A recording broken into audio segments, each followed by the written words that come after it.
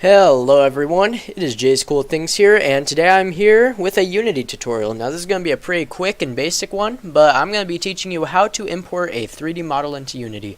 Now this is actually quite simple. Let's say I have a scene, you're trying to work on this game or whatever, pretty simple looking game. But yeah, let's say you're working on this game and you have a 3D model that you download from the internet, or maybe made it in Blender or some other 3D modeling application. Well, you want to import it into Unity, but you don't know how.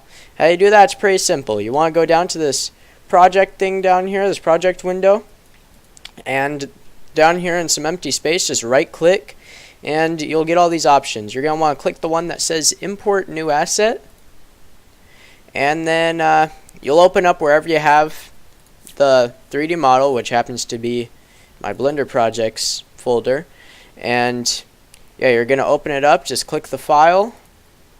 I got my file right here, and I'll just drag it into the scene, and there is my 3D model inside of Unity. And I can just make as many as I want. I just drag this little picture of it down here and just bring them all in, get more, can get just as many as I want, all of them. I can scale them and whatnot, but yeah, that's gonna be about it for this video. I'll see you guys all later, and goodbye.